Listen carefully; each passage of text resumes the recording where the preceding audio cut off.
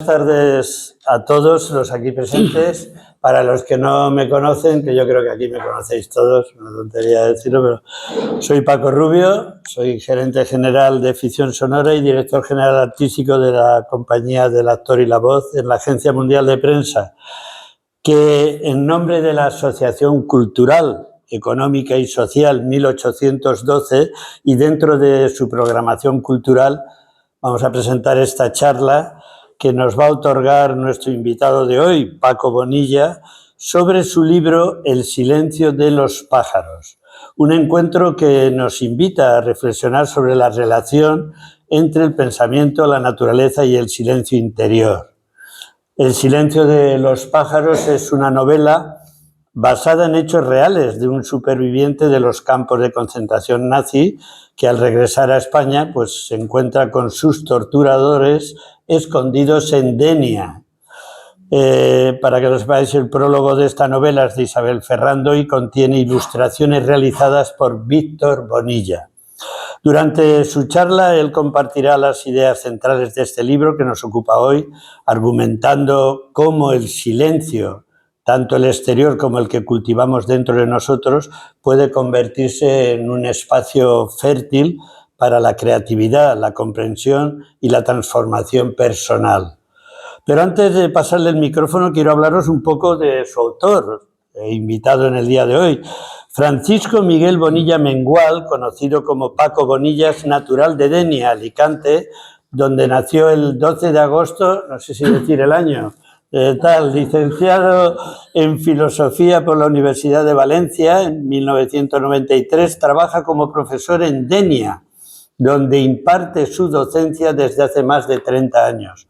Divorciado y padre de 2 hijas, ha trabajado como colaborador en distintas publicaciones dedicadas al mundo de la moto, como Biker Zone, Mondo Biker, Custom Machines, y también ha colaborado esporádicamente en publicaciones como El País, Viejo Topo, El Mundo, Faro de Ceuta, ganador de diversos premios literarios como Matria, en Denia, Mestre Tomás Espí, en Vergel, INB Miguel Hernández, Alicante, y finalista en otros como A de Alzheimer, en Valencia. No suele prodigarse participando en concursos, puesto que colabora semanalmente en el periódico Canfali de la Marina Alta con sus relatos y es autor de 7 libros, 2 novelas, un ensayo, 3 colecciones de relatos y un pequeño poemario en formato de libro CD, con canciones hechas con sus poemas. En la actualidad reside en Denia, donde posee un centro de estudios privado y alterna su actividad docente con la literaria. Y ahora sí, Paco, bueno, antes de nada pido un aplauso para él, por favor. Gracias. Cuéntanos algo de esta historia conmovedora de este superviviente. Sí, antes que nada una aclaración, Paco. Dime. El libro CD, sí. Las letras son mías, pero las músicas de mi mujer, Leia Nirizana, que está aquí sentada. Pues entonces hay que rectificarlo. Cantante, pianista. Pues entonces, un aplauso para ella. Bueno, paso a leer lo que he escrito, pero conforme vaya leyendo iré parando, interrumpiendo, haciendo alguna acotación. Me gusta traer las cosas escritas, que es una tradición que en el mundo literario y de la filosofía mejor, como que queda como más como que quedas como que estás mejor preparado, más preparado si lo llevas escrito. Sin embargo, a mí normalmente me gusta hacer estas cosas, igual por deformación al ser docente, más hablando con la gente, entonces no me importa si alguien quiere interrumpir, si alguien quiere decir algo. El hecho de que yo lea simplemente es por una cuestión tradicional que tenemos los filósofos. Bueno, antes que nada quiero dedicar esta presentación, para empezar, a Asensio Vives Castelló, Jaime Crespo Bengut, José Ramis Grimalt y Vicente Pérez Bolufer. Los 4 fueron dianenses recluidos en el campo de concentración de Mauthausen-Gusen, de los que solo consiguió salir con vida Vicente Pérez Bolufer, quien falleció en Francia en 1956, sin poder volver a pisar su amada Denia. Vicente Pérez Bolufer es el protagonista de la primera parte de la novela. Yo he creado un personaje, que es Matías, pero como el pobre Vicente tuvo la desgracia de tener un accidente de coche en París, continuó con la historia de otro Vicente, Vicente García Riestra, que es el último superviviente del campo de Buchenwald, y es donde continúa la historia. Entonces son en realidad dos supervivientes diferentes, pero yo he hecho un personaje que es solo uno para hacer la vida de una persona desde que era un niño hasta que ya era un anciano.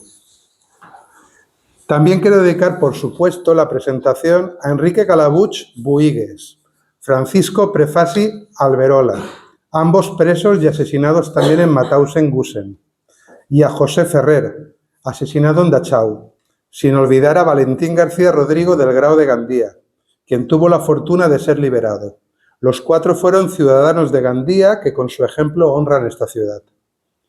En total fueron 656 los deportados y deportadas de 234 poblaciones de la Comunidad Valenciana, de los que la gran mayoría fueron asesinados. Me he permitido traer, esto está publicado por la Generalitat Valenciana, y es el listado de todos los valencianos y valencianas que estuvieron en campos de concentración. Si alguien lo quiere mirar luego, por si quiere buscar de alguna población o de alguien, la L significa liberado, la A significa asesinado en el campo de concentración. La inmensa mayoría son As. No solo hubieron hombres, también hubieron mujeres. En particular, de la Comunidad Valenciana he contado 3 o 4 solamente, pero hubieron bastantes más de toda España. Entonces, dejo esto aquí, si alguien luego quiere consultarlo. Soy de la opinión de que a nuestros héroes hay que rendirles homenaje siempre. Y creo que de todos los que hay aquí no queda nadie con vida.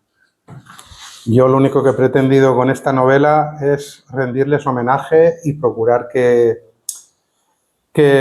la llama que ellos prendieron con su ejemplo pues no se pierda con esta novela. Ahora paso a la parte de agradecimientos.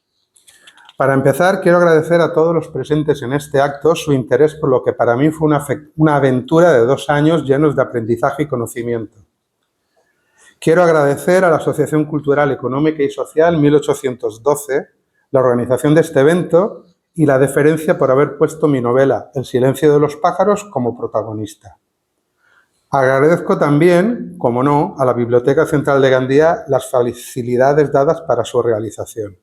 Y, como no, al gran Paco Rubio por su presentación. Paco y yo no nos conocíamos en persona y puedo decir que ha sido un descubrimiento. Hemos estado hablando estos días por teléfono y he descubierto una maravilla de persona. Muchas gracias, Paco. Gracias a ti. Debo agradecer, aunque no estén aquí, a Isabel Ferrando, autora del interesantísimo prólogo de la novela.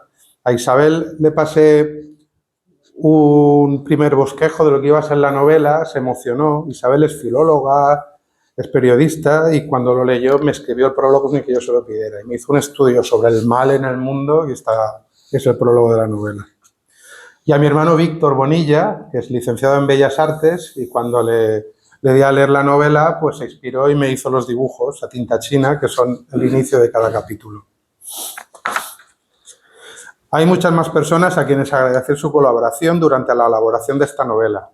Nerea Pérez Expósito, de Imagina Designs, por la portada, Luis Manuel de Impulso Literario por sus consejos y lectura conjunta, a Vanessa Requena de la agencia Típic, que es la que me sugirió el título, etcétera, etcétera. Voy a hacer un comentario ahora, voy parando, ya os digo que yo voy parando conforme leo. El título de Silencio de los pájaros se nos ocurrió a Vanessa y a mí porque estábamos dándole vueltas qué título ponerle. Entonces, perdona que te contradiga, pero no tiene nada que ver con buscar el silencio interior, no sé, ni nada de eso. El título es mucho más dramático. El título es porque esto es un testimonio de Vicente García Riestra. Cuando liberaron Buchenwald, Buchenwald es de los campos de concentración que fueron liberados por americanos y franceses. Los demás, la mayoría fueron liberados por soviéticos. Cuando liberaron Buchenwald se extrañaron. Buchenwald está cerca de Weimar. Entonces está en una montaña que es todo un bosque. Sin embargo, a pesar de estar en un bosque, no se oyen los pájaros. Normalmente cuando vas por el campo, por el bosque, se oye el canto de los pájaros. Entonces se extrañaron los soldados americanos, lo relato durante la novela, de que no se oía cantar a los pájaros. Y entonces la respuesta que dieron los presos, los liberados en ese momento ya, era que los pájaros no se oían porque los había espantado el humo de los hornos crematorios. El olor. El olor. Entonces, esta imagen luego la utilizo durante toda la novela como una metáfora, porque cada vez que sucede algo bueno en la vida del protagonista, de Matías, cantan los pájaros. Sobre todo en las partes que están en Denia, se oyen muchas gaviotas y tal. Y las partes duras y dramáticas de la novela es cuando hay un silencio sepulcral de los pájaros. Entonces es cuando se acuerda. Claro, ese es el sentido del título que pusimos. O sea, esta novela en ningún momento ha pretendido ser nada que tenga que ver con espiritualidad, ni autoayuda, ni nada de esto, simplemente porque no es ni mi intención ni los derroteros por los que va mi actividad intelectual. Perdona que te haya corregido. Nada, hombre, en absoluto. Para eso estás. Bueno, ¿alguna pregunta o sigo leyendo? Seguimos con la novela. El silencio de los pájaros ha supuesto para mí una aventura dura, muy dura, pero entrañable también, puesto que me ha permitido conocer una serie de personas, supervivientes todas ellas de los campos de concentración nazi, y que por desgracia ya no hay ninguna entre nosotros. Su ejemplo de lucha y superación debe ser un ejemplo para todos nosotros y las generaciones venideras. Y a todos ellos quise representar en la figura de Matías, un joven dianense que desde pequeño siente un extrañamiento familiar y un extrañamiento de su tierra, Denia, de la que tiene que marchar muy joven para terminar, por casualidades accidentales, en el campo de concentración de Buchenwald, donde conoce el horror. Educación. Una educación en valores y una educación donde se fomente el pensamiento crítico. Porque si no tenemos esto, estamos condenados a repetir los errores del pasado, como tristemente está pasando con sociedades que precisamente no han destacado por sus niveles educativos. Y lo estamos viendo hoy en día.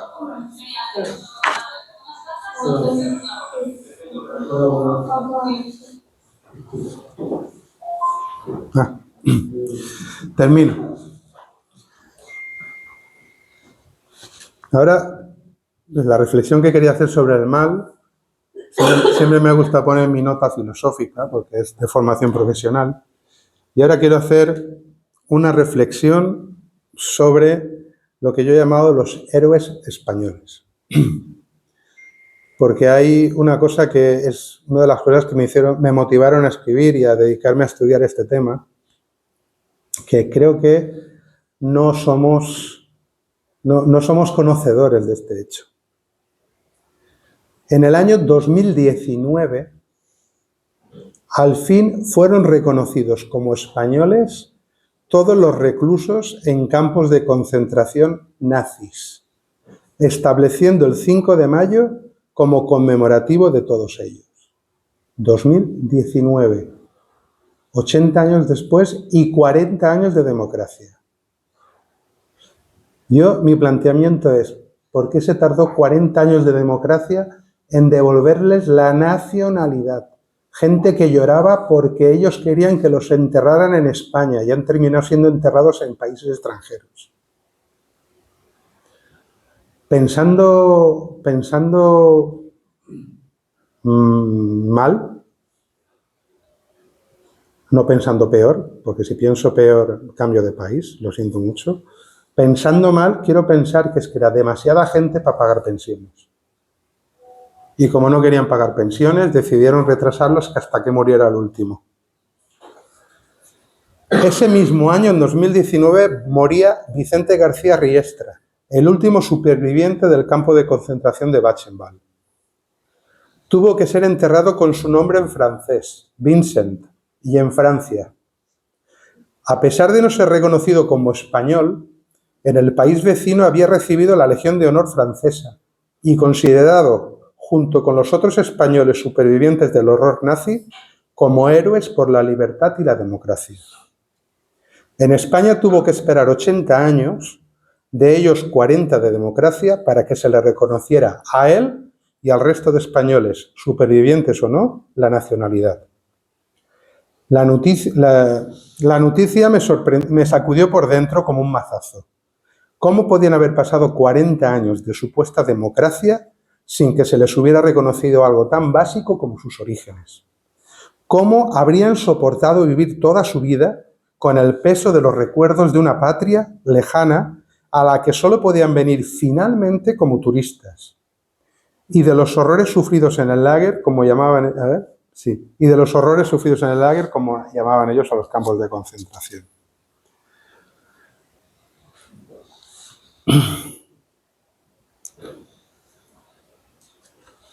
Esto me hizo interesarme por su situación y por cómo habían llevado esos 80 años de ignominia en su país.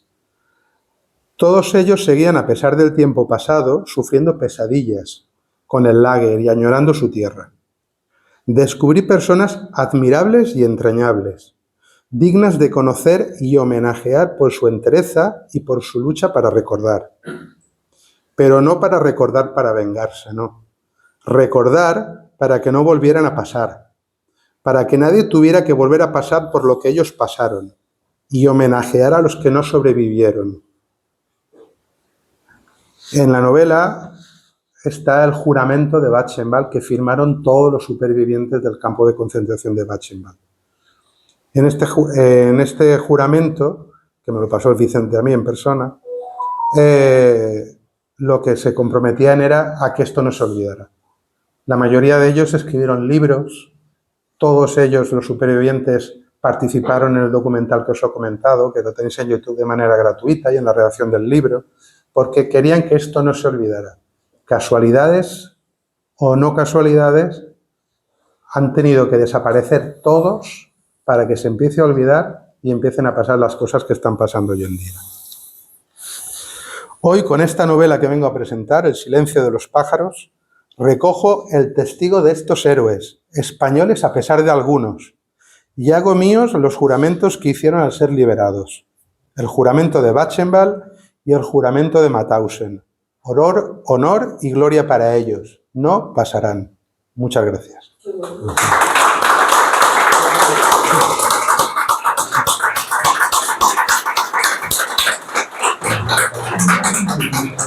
Bueno, yo tengo muchas preguntas que hacerle, pero antes que ello, ¿alguno de vosotros queréis hacerle alguna pregunta? Adelante. La fotografía esa, los vestigios que hay ahí, ¿se conservan? Pues no lo sé. Esta fotografía está en internet a disposición. Ya, pero me refiero si se conserva en el Holocausto. Supongo que estará en el Museo de Horrores de la Guerra que tienen en Israel. Supongo que también es dramático que Israel haya estado haciendo lo que han estado haciendo, siendo los principales. Yo me acuerdo de un superviviente que decía que los españoles, a pesar de todo, tuvieron suerte porque trabajaban. Que los judíos era entrar y los liquidaban. Sí. Y que precisamente el pueblo judío esté haciendo lo que está haciendo es algo que clama al cielo. Pero bueno, esto es un testimonio y totalmente veraz. Ya os digo que sirvió para condenar tanto a Ilse Koch como a Howe. Que Howe es uno de los protagonistas de la novela porque apareció en Denia. Esa pantalla de foto, de aquí no la veo bien, pero sí que la he visto en algún sitio reflejada, Sí. como que era de piel con el... Sí, son varios tatuajes, piel, que hicieron cuadros, una lámpara forrada. Si están en algún sitio. Sí. Si buscáis por internet encontraréis estas fotos en color hoy en día de los museos y todo esto. ¿Más preguntas? Solamente una reflexión. Yo estuve visitando el campo de Mauthausen en Austria. Me sorprendió solamente entrar en la placa 5.000 españoles muertos allí. Pero una reflexión que hice, porque también estuve en Normandía para ver cómo imaginaba el desembarco, y una cosa que me sorprendió, no sé si habrá estado bien, la playa de Normandía. No, no está. Es muy larga y todo lo que había eran banderas americanas. Me sorprendió mucho, luego lo pregunté y me dijeron la casa. Pero una cosa que reflexiono durante bastante tiempo, luego lo he visto con el tiempo, es que me ha sorprendido que dijeras que el campo de concentración en concreto, fue liberado por americanos y franceses. Y la gente creo que no sabe, porque aquí se terminó la guerra civil en el 36 y la Segunda Guerra Mundial creo que finalizó en 45 y 46. ¿No? Sí, más tarde porque continuó con Japón. Eso. Entonces, la reflexión que hago yo es, si la liberación la hicieron americanos y franceses, ¿cómo puede ser que aún tengamos en la memoria campos de concentración en el sur de Francia, como Gurs, no sé si lo conocerás, Sí, y fueron franceses los que encarcelaron a españoles? Sí. ¿Sabes, no? sí, pero piensa también que el sur de Francia fue invadida por los nazis y el sur de Francia era el régimen de Pétain, el régimen de Vichy. Pero da igual, lo que quiero darte a entender es que eran franceses a españoles que se retiraban de una guerra civil y en vez de acogerlos, se los meten en campo de concentración. Sí, sabes Ahora, que últimamente, el municipio ese que es pequeñito, a la frontera, en el sur de Francia, están empezando a conmemorar a esos españoles que recurrieron en ese campo de concentración. sí, pero sabes también que hoy hay partidos políticos en España que si fuera por ellos tendríamos también campos de concentración para inmigrantes que vienen con pateras y tal. Y son seres humanos. Bueno, los han aprobado ya en Europa, creo yo, por los años, ¿no? Sí, No se llamarán así, se llamarán centros claro. de detención. Es lo mismo, en la frontera francesa se llenó de gente que huía de España y mi abuelo estuvo esperando en Alicante el Ravensbrück para huir de España. Mi abuelo luchó en la República y el barco se llenó y él no pudo entrar. Acabó en un campo de concentración que me contaba que lo primero que hicieron allí en el campo de concentración donde estuvo él, en España, fue decir, a ver, los que sepan leer y escribir en esta fila, los que no sepan leer y escribir en esta fila. Mi abuelo era analfabeto, era labrador de Sanet y Negrals y se puso en la fila de los que no sabían leer y escribir.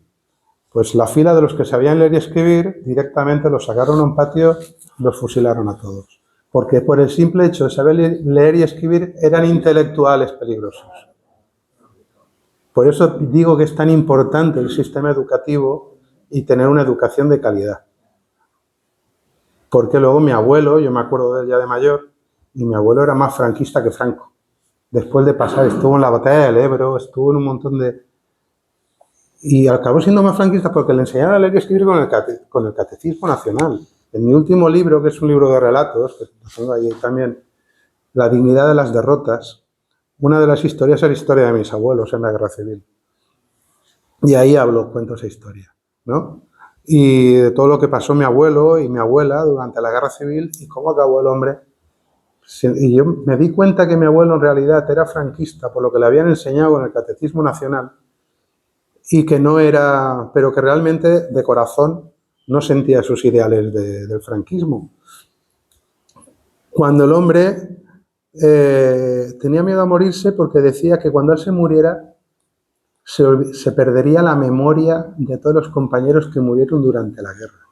Que es lo mismo que les pasaba a esta gente de los campos de concentración, a los supervivientes, que tenían miedo de morir porque se iba a perder la memoria, sobre todo de tantos compañeros, porque no sé si habéis leído un libro de Viktor Frankl, ¿vale? El hombre en busca de sentido.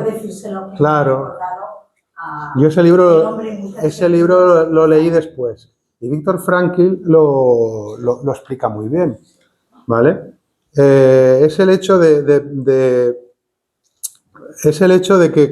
que la memoria es fundamental, que cuando uno muere y se pierde esa memoria, entonces esta gente eran héroes. Y Viktor Frankl decía en el libro que precisamente los que no sobrevivieron eran los más valientes, eran los auténticos héroes, porque los que sobrevivieron a lo mejor sobrevivieron por cobardía, porque se escondían, porque se ponían el último de la fila, sobrevivían de esta manera, pero precisamente los que sacaban pecho, los que daban la cara, eran los primeros que se cargaban y eran los que morían.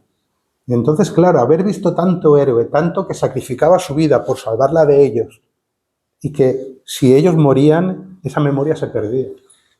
Y ese es uno de los motivos también de haber hecho este libro. Estas cosas, disculparme.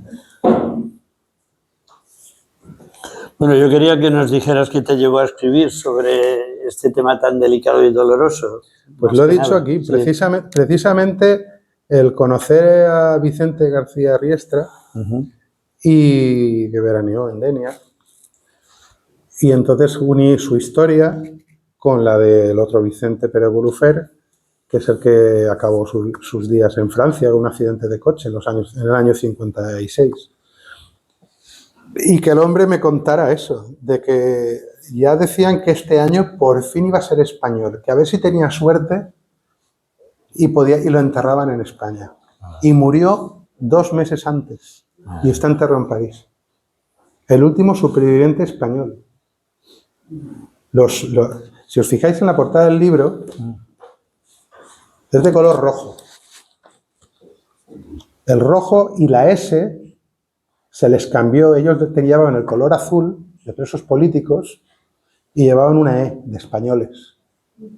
Y cuando fue el cuñadísimo de Franco, que era el ministro de Asuntos Exteriores, me apunté el nombre porque es que esos nombres, Ramón Serrano Suñer, dijo que si no estaban en España no eran españoles y les quitó la nacionalidad a todos. Y entonces se les cambió el color a rojo y se les puso la S, que significa Spaniards. Hispanos, no españoles. Son de origen hispano, pero no son españoles. Y entonces, y lo cuento aquí en el libro también, cuando liberan el campo, todo el mundo tiene naciones que le están reclamando a sus supervivientes. A ellos no lo reclamó nadie.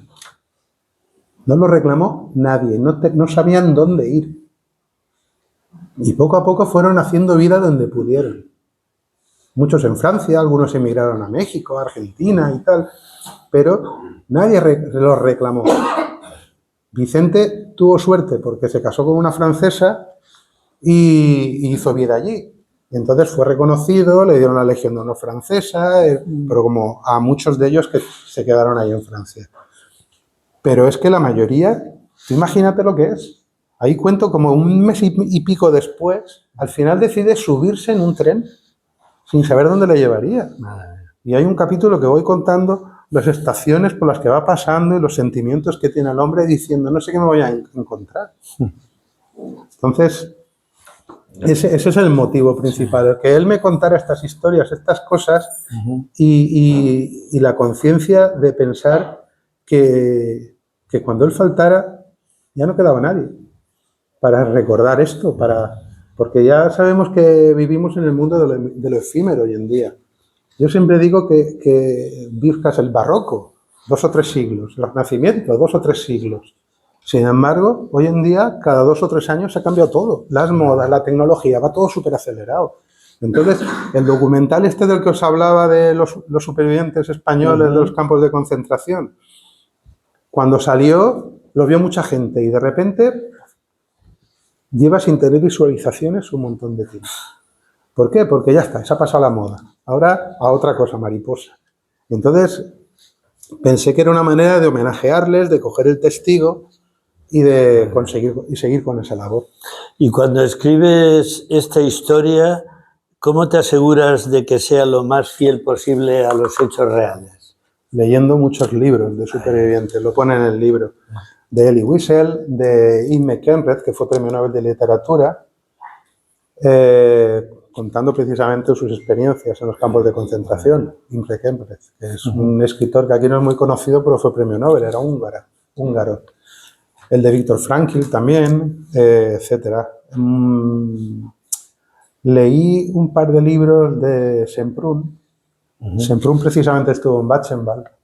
Lo que pasa es que Semprún no me gusta, tengo dudas con él, porque muchos de los supervivientes de Buchenwald, el mismo Vicente me lo decía, le acusaba de que él había vivido bien porque él había sido un, ¿cómo le llamaban allí? Un capo. En los campos de concentración los capos eran presos, pero en un campo de concentración soldados alemanes habían poquísimos. El terror lo ejercían los capos, que eran presos, que para salvar su piel se cebaban con ellos.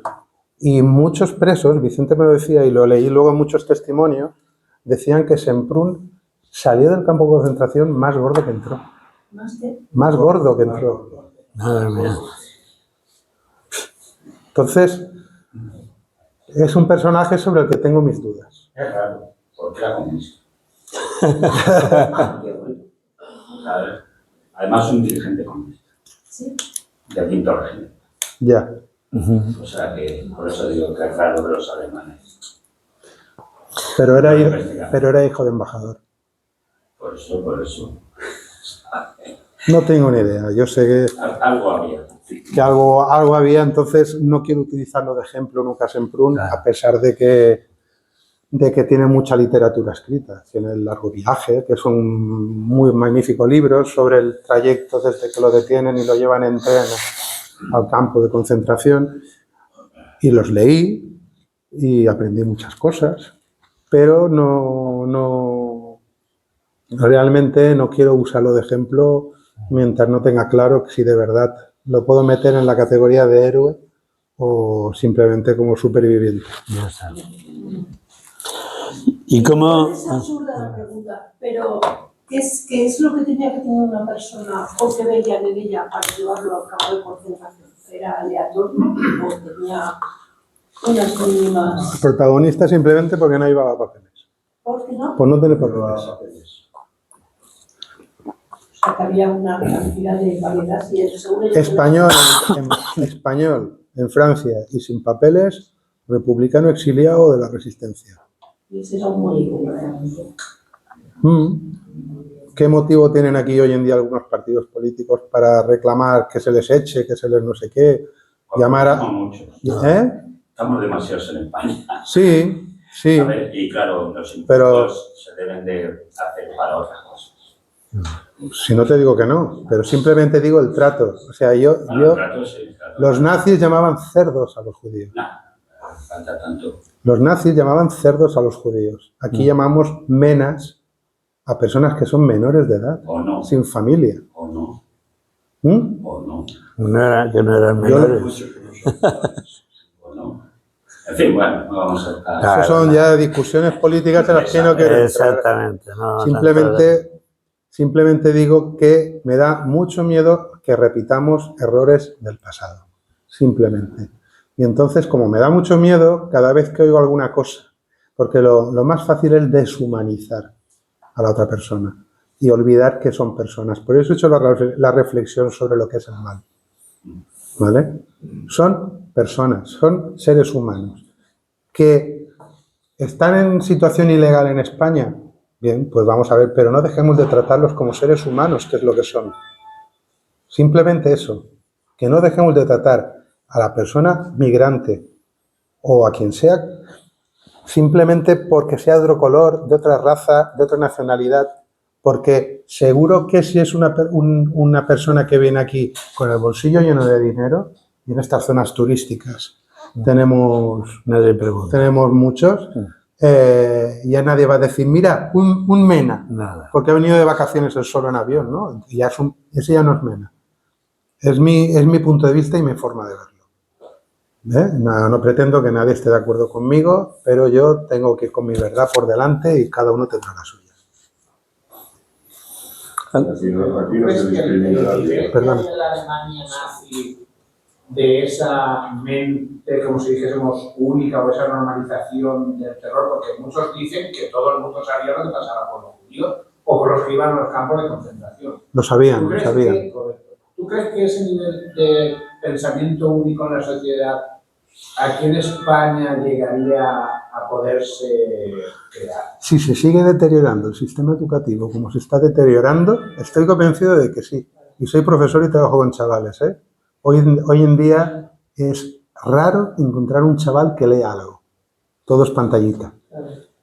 Todo es pantallita. Eso es una reflexión que hago yo. Cuando yo empecé a dar clases hace 35 años, al segundo o al tercer año tuve un alumno que tenía TDAH. Hoy tengo una media de 2 alumnos por clase, todas las clases. Cuando yo empecé a dar clases, el niño que tenía gafas le hacían bullying. El gafotas, el 4 ojos. Hoy se lo hacen al que no lleva, de tanta pantallita. ¿Entendéis? Entonces, el tema es que estamos olvidándonos mucho de los jóvenes porque no nos estamos dando cuenta o no queremos darnos cuenta que los jóvenes son proyectos de adultos.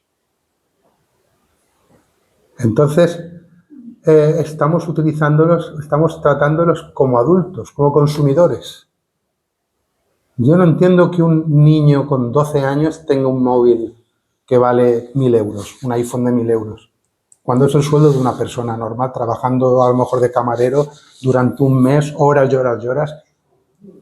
Y he tenido madres llorándome porque la hija o el hijo le había faltado al respeto porque no le podía comprar el móvil que ella quería.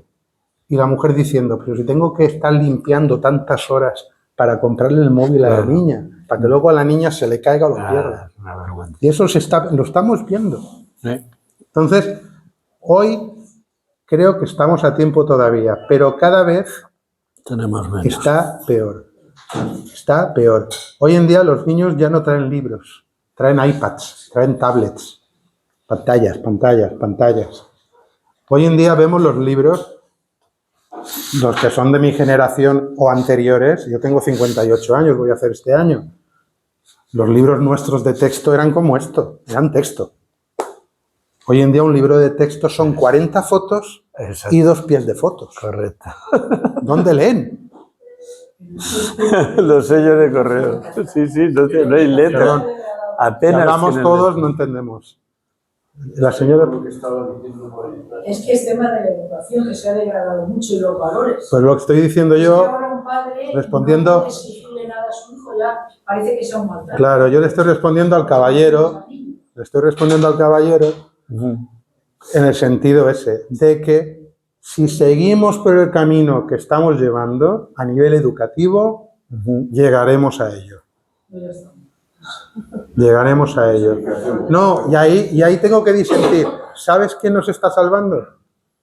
¿Quién nos está salvando hoy en día? Los inmigrantes. Ahí discrepo.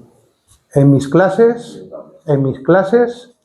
no digo en general, pero vienen niños, hijos de inmigrantes, colombianos, ecuatorianos, cubanos, mi mujer es cubana, árabes, Los árabes, con una educación exquisita, y los chinos.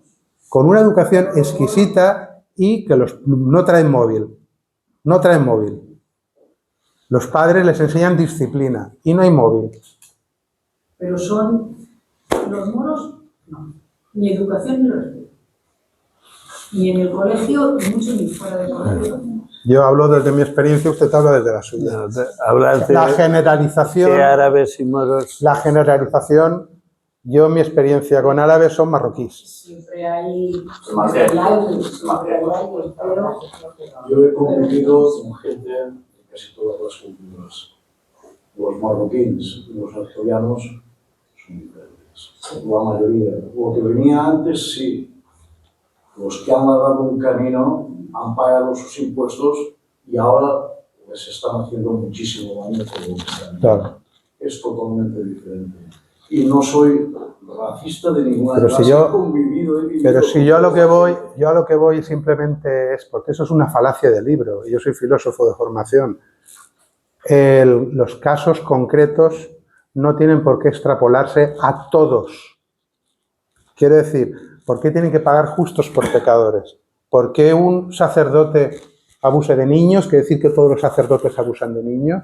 Pues porque un inmigrante es un delincuente o un inmigrante es un violador, ¿quiere decir que todos son violadores? ¿Por qué buenas familias que vienen aquí a ganarse el pan, que tienen a sus hijos con una educación exquisita, tienen que estar pagando los platos rotos de otros que sí que son delincuentes? ¿Entiendes lo que quiero decir? Lo que no podemos es querer extrapolar a toda una raza o a toda una nacionalidad o a todo un pueblo los fallos que tiene una persona, porque por la misma regla de tres nos puede pasar a nosotros. Porque nosotros somos una nación que hemos sido inmigrantes muchos años. Sí, pero con vuelta. Digo que con vuelta con contrato. Claro, Con contrato. sí. Con la del Instituto Nacional de Migración. En este caso muchos no tuvieron vuelta, están enterrados fuera. O sea, que ese caso es muy particular. Pero no hablemos de política, Sí, porque no no, estamos hablando de política. Simplemente, Al final casi todo es política. sí, pero yo lo que estoy queriendo simplemente es hacer reflexiones desde mi punto de vista, que soy el invitado aquí hoy, y desde luego desde un punto de vista intelectual. Entonces, desde un punto de vista intelectual, no caigamos en falacias. Porque el hecho de que 4 personas, 5, 10 o 100 de determinada etnia, religión, nacionalidad, tengan una característica negativa, delincuentes o lo que sea, no tienen por qué tachar a todas las personas de esa etnia, nacionalidad o religión o lo que sea. Dice todos los manuales de falacias lógicas y tal, de lógica en filosofía, ¿vale? Que no hay, tenemos por qué meter en el mismo saco a todo el mundo. Y mi experiencia como profesor es que los alumnos que han venido, lo mío es una academia privada, no es un colegio público. Igual en un colegio público la experiencia es diferente porque los niños van obligados. Los que vienen a mi academia no vienen obligados, vienen porque ellos quieren. Pero los niños que vienen, y tengo hijos de marroquíes, colombianos, ecuatorianos, cubanos, tengo de muchísimas nacionalidades, una educación, por lo menos en mis clases, exquisita. Y se nota, ¿eh? Y cuando vienen los padres, son raros los padres que hoy en día te hablan de usted. Y esta gente son raros. Se nota mucho la diferencia de un colegio privado a temas básicos. Si no digo que no, si no digo que no. Por eso yo lo único que digo es que si yo por los casos que yo he vivido o que vivo diariamente, Si te he entendido, lo que sucede es que... pero yo por los casos que yo vivo diariamente puedo decir que son todos una maravilla. Y no lo digo. Y no lo digo. Los que han vivido los otros casos también van a decir, es que todos, no hay que decirlo. Eso es una falacia.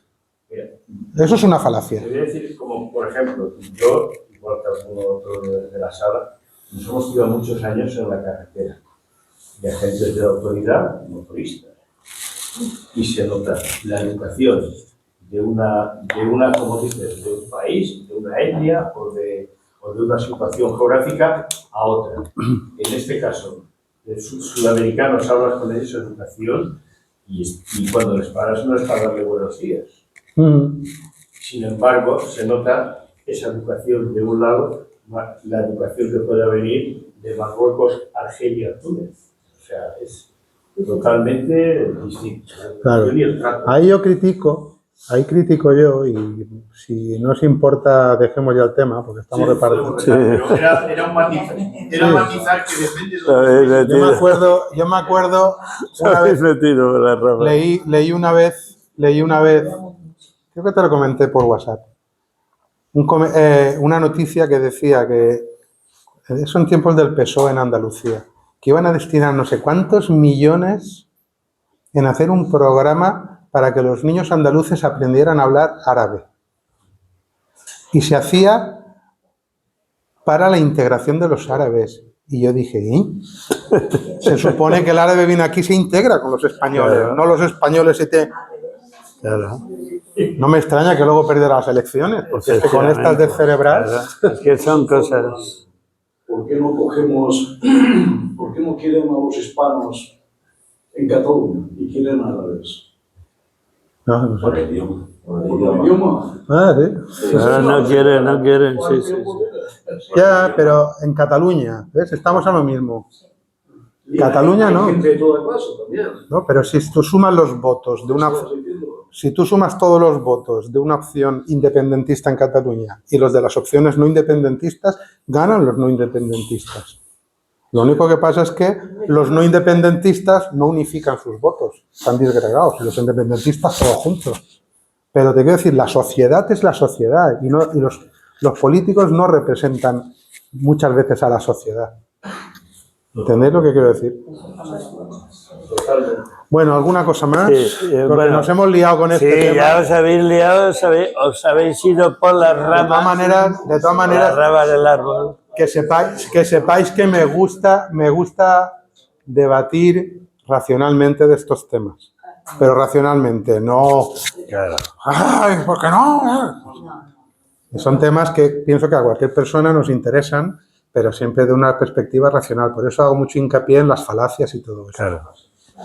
Bueno, De vuelta al libro, ¿tuviste contacto con el superviviente o con su familia durante la investigación y la con Vicente hablé, contacté con él.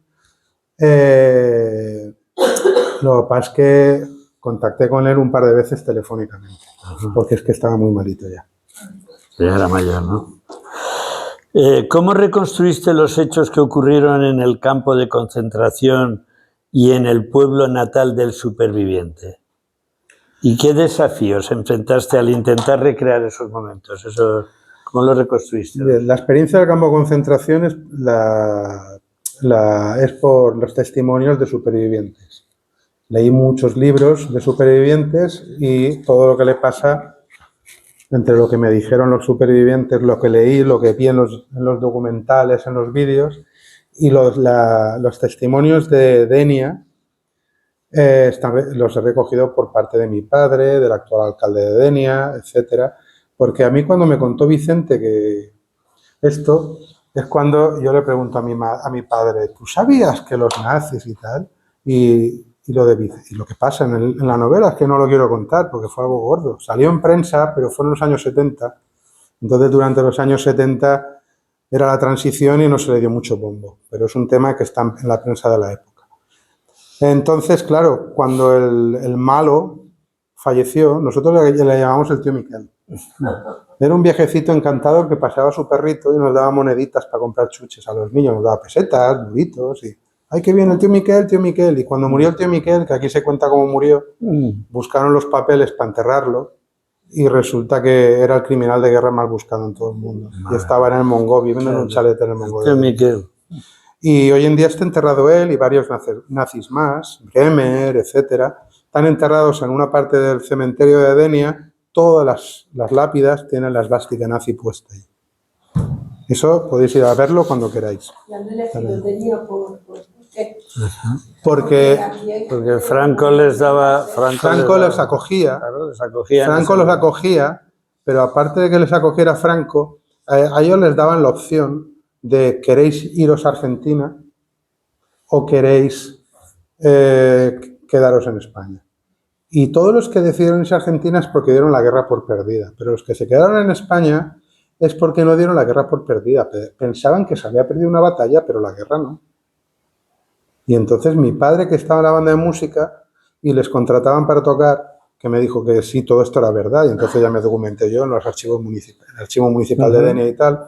Mi padre me contaba que cuando iban a los cumpleaños de Hitler iban todos con sus uniformes, con sus insignias, que mi padre pidió permiso para ir al aseo, y entonces Bremer, que era el dueño de la urbanización, le dijo, sí, está allí. Cuando entró se vio una foto así de grande presidiendo el comedor con el Bremer dándole la mano a Hitler. Y tenía la foto allí puesta. O sea, esa es la manera de documentarme. Sí. Testimonios personales de mi padre, del alcalde de Denia actual, de los archivos municipales, de ancianos de la época, que todavía viven algunos. Claro. ¿Por qué crees que es tan importante tratar este tema en particular? Para empezar, por rendir homenaje a esta gente, porque hasta el 2019 ni se les reconoció como españoles. Entonces pienso que se merecen por lo menos que su recuerdo siga vivo y que se les rinda homenaje. Y en segundo lugar, sobre todo, para ver si de una puñetera vez aprendemos de la historia. Perdón por la expresión, pero es que no aprendemos de la historia. Y lo estamos viendo hoy en día. A ver si aprendemos de la historia y no repetimos los errores del pasado. Pero mientras se practique la desmemoria en lugar de la memoria, que es lo que pasa hoy en día, por eso recalco lo del sistema educativo, vamos a seguir repitiendo los mismos errores. Esto es un granito de arena en un océano que debería de ser para intentar recordar y no volver a cometer los mismos errores. ¿Y qué elementos de la historia son reales y cuáles son ficticios? Todo lo que leas ahí es real. Es real todo, ¿no? Todo lo que leas ahí es real. Perfecto. Bueno, ¿cómo decidiste qué partes de la historia debían ser cambiadas o inventadas para la narrativa? En algún momento ya el nombre, si has dicho que es al todo ser real. Dos personajes, sí. Tanto el nombre de Matías, en realidad son dos personas, Ajá. y Pepa era la novia de uno de ellos. Entonces he cambiado los nombres y luego los nombres de los nazis los he cambiado porque, por ejemplo, hay una hamburguesería en Denia que el propietario es el nieto de Bremer. Hay una inmobiliaria que el propietario de la inmobiliaria es nieto del tipo del Howe, que aquí le llamamos Laster, carnicero en alemán. Que de hecho en los cumpleaños de Hitler era el encargado de cocinar en Casa Clara, que hoy en día es un hotel al que vais a ver. Pero yo fui hace no mucho a una cosa de fin de curso y todavía está el asador con la esvástica puesta donde hacían los cumpleaños de Hitler.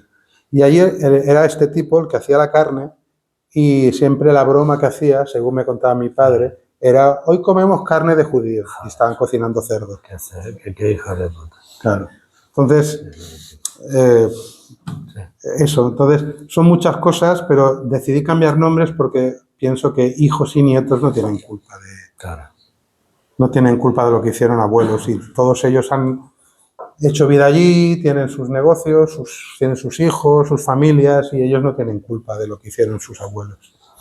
¿Y cómo ha reaccionado el pueblo de Denia ante la publicación del libro, más o menos? Muy bien, lo que pasa es que en Denia tenemos el estigma de ser autores locales. Ellos conocen. Yo no lo sé, porque yo, a raíz de este libro llevo vendidos miles, ¿eh? Me han llamado de televisión, me han llamado Feria del Libro de Madrid, San Jordi. Este año me han vuelto a llamar, pero como es entre semana no puedo ir. Yo no sé la barbaridad de libros que... De hecho, he traído solo 10 libros o 11 porque no quedan más. Tengo que hacer una nueva edición. ¿Ha habido algún debate allí en la comunidad del libro? No. Nada, ¿eh? No. Fíjate qué cosa más curiosa. No, sin embargo, me he ido a Madrid, a la Feria del Libro, y cuando he ido a Madrid, enseguida me ha llamado mi agente y me ha dicho: Paco, que tienes 2 firmas. Firmas por la mañana en la Feria del Libro, por la tarde en el centro comercial no sé qué, y el domingo firmas en el otro centro comercial. Y llegar allí y verme mi novela todo el escaparate puesto. Joder. Y gente haciendo cola esperándome. Y luego llegas a Denia y, oye, algún libro de Paco Bonilla en autores locales, ahí en una esquinita. Ahora, vienes tú de fuera y aunque no hayas hecho nada en la vida, como vienes de fuera, que tenemos aquí a no sé quién, pues vale. Pero creo que pasa en todos los lados, nadie es profeta en su tierra, ¿no? Sin embargo, en Denia, pues sí, el prestigio que cogí con esta novela ha hecho que tenga la oferta de trabajar en el periódico, en el Canfali. Todas las semanas publico un relato en el Canfali. Eso hizo que dejara de presentarme a concursos, porque tuve una temporada que me presentaba para intentar abrirme camino en este mundo. Gané unos cuantos, pero luego decidí que ya no me presentaba más, porque ya que tenía el escaparate del periódico todas las semanas, dije, pues ya está. Bueno, ¿y cómo crees que el libro contribuye a la comprensión del Holocausto y su impacto en las personas y las comunidades? ¿Cómo? A ver, ¿cómo crees que el libro contribuye a la comprensión del Holocausto? O sea, que comprendan qué ocurrió La verdad allí es que últimamente, y su impacto entre las personas. Últimamente lo dudo, porque ya la gente no lee. Claro. Ven poco, sobre todo la O sea, gente que no joven. Yo creo que la única manera de que esto de verdad tenga un alcance a nivel de tocar la sensibilidad de la gente es si alguien tiene un contacto con Netflix o algo, hacemos una serie, una película. Porque no leen ya. Es lo mejor, sí. No leen. No leen. Hoy en día se lo tienen que dar todo masticadito. Dime. Que terminamos. Ya, me está diciendo ya el tiempo. Bueno, me está poniendo ya el tiempo. Una más.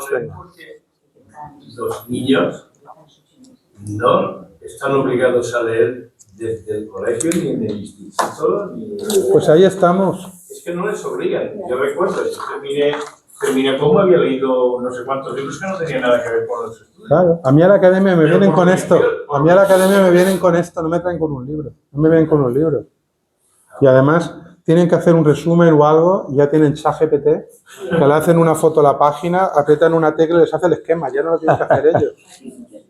El problema que hay es ese. Hay un estudio. La acción de leer tiene que nacer en el colegio. Hay un estudio. En casa y en el colegio. Y en el colegio. Porque si en el colegio te obligan a leer No sé, el Quijote es un tarro, pero bueno, son libros muy pequeños. Hay mucha literatura para poder Pero leer. decirle, esto me lo tenéis que leer y luego traerme un resumen hecho a mano. A mano, no a máquina. Pues trae a máquina y sabemos lo que hay. Porque ya lo están haciendo. Es que creo que pretende En que sean psicología menos ignorantes. hay un muñeco muy conocido en el ambiente de psicología, yo es que estudié psicología también, que es las partes del cuerpo humano relacionadas con la zona con la cantidad de córtex que se utiliza. Y lo más grande de todo son las manos. Son más grandes las manos que el resto del cuerpo. Después los ojos. Pero las manos es lo más grande. Y esto, que es como hacen los deberes hoy, no es lo mismo que esto. Y se nota. Hay un estudio muy serio ya hecho que dice que el cerebro humano está involucionando, desvolucionando. Está reduciendo sus capacidades a marchas forzadas. Madre mía. En vez Lo llevamos claro. en vez de ir del Homo sapiens hacia dónde vamos, vamos hacia el Homo erectus otra vez. Menudo futuro nos espera, ¿sabes? Por eso, si no cambiamos el sistema educativo... El que tiene hijos pequeños o tiene nietos, no es algo, no es que no estamos viviendo. No estamos viviendo. Bueno, como nuestro inquisidor del tiempo nos ha... sí, yo es que disfruto con estas cosas, siento si me alargo mucho. Sí. Bueno, Esa es una duda que tengo yo, por ejemplo, como padres. ¿Cómo gestionamos? Porque, es decir, lo escuchaba anteriormente diciendo que todo esto es un problema que nos hace no pensar, el sistema falla, Sí. que hay que limitar a nuestros hijos, obviamente no vamos a montar. Disciplina. La palabra es disciplina. Correcto, pero no será que también, a veces me lo planteo, hasta qué punto, porque yo como profesional también me estoy quedando fuera de muchas cuestiones que no puedo acceder si no me... Y las tecnologías, veo un niñito de 7 años, mi hijo, o el de 21, y tengo que me ayude, pero para mí. A mí para entrar a ser todo telepático, porque telepático como lo veíamos. Ya. También en este momento, como bueno, por ejemplo, quiero volver al tema anterior de la despersonalización, etc. Estamos todos de acuerdo. La gestión es el problema, tanto de un tema como del otro. Tiene que haber una voluntad política que mire más por tener seres humanos, personas, que decimos en filosofía, y menos clientes. Y aquí el problema, y eso lo dijo Gregorio Pérez Barba, lo conoceréis los que tenéis cierta edad, que fue hasta presidente del Congreso, y era profesor, era catedrático en la Universidad de Madrid, la Complutense creo que era. Y él, cuando era ministro, dijo, nuestro objetivo es, era ministro de Sanidad creo, y dijo, nuestro objetivo es tratar a la gente como clientes. Y dije, ya la has cagado, porque un cliente es tratar de manera indigna a las personas. Dignidad en la definición kantiana es tratar a los demás como fines en sí mismo, no como medios para conseguir fines. Cuando tú tratas a alguien como un cliente, lo estás tratando como un medio para conseguirte un beneficio económico. claro. Entonces, eso es un fallo muy grande que tenemos en nuestras sociedades, y es que interesa demasiado el dinero. Tan mal vivíamos antes, tan mal vivíamos, nos faltaban cosas, sí, pero por querer conseguir esas cosas, hay cosas que sobran. Claro. Yo pienso que hay cosas que sobran. Entonces, no sé. Bueno, antes de dar paso a la compra y la firma del libro del que hemos hablado, que ahora pasaremos eso, ya sabéis que tengo la costumbre de terminar mis presentaciones con algún poema, un monólogo, una poesía, alguna cosita. Me vais a permitir que os lea una poesía que no habla de los pájaros, precisamente, de los pájaros, pero sí del lugar donde habitualmente suelen hacer sus nidos. Me refiero a los árboles, porque pensaréis que lo sabéis todo de ellos, pero voy a enseñaros cuántas cosas pueden salir de un árbol. La poesía se titula Dice el árbol, y empieza así. Dice el árbol, yo soy tu amigo y te digo, por favor, no me hagas daño, mas si es necesario, sea, pero solo el necesario. Estoy para darte frutos, tal vez solamente pájaros, sombra si la necesitas, rumor si te gusta el cántico. Algún día podré ser la ventana de tu cuarto, la mesa para tu pan, la mecedora, tu arado, la ayuda de tu jornal o el lecho de tu descanso. Cuando cantas una nana, yo, tu cuna, estoy cantando. Y a veces crujen mis ramas para acompañar el canto. Y tal vez, si llegas a viejo, me necesites de báculo. Puede ser que en los inviernos, cuando haya nieve en el campo, mis brazos le den calor a los tuyos y a tus manos. Y yo he de ser, aunque es triste tener que recordarlo, el último compañero que te llevará en sus brazos. Siendo más fuerte que tú y en completo desamparo a los fríos del invierno y a las llamas del verano, si me ofendes, no te daño. Al contrario, ¿cuántas veces, y eso que lo diga el sándalo, al cuchillo que me hiere lo devuelvo perfumado? ¿Que te hacen falta mis frutos? Yo te los doy de buen grado. ¿Que te hacen falta mis ramas? Corta, por tanto, mis brazos. ¿Que necesitas mi tronco? No te apene derribarlo. Para tu servicio crezco y para tu bien me abato. A cambio solo te pido, por favor, no me hagas daño, mas si es necesario, sea, pero solo el necesario. ¿Que estorbo en mi sitio? Piensa antes de darme el hachazo hasta qué punto es verdad que puede estorbar un árbol. ¿Tienes que cortar 2 ramas? Por favor, no cortes 4, que si el daño que me haces es por tu bien, no es daño. No solo en paz lo acepto, sino con placer lo paso. El que me hace sin causa, ese sí que me hace daño.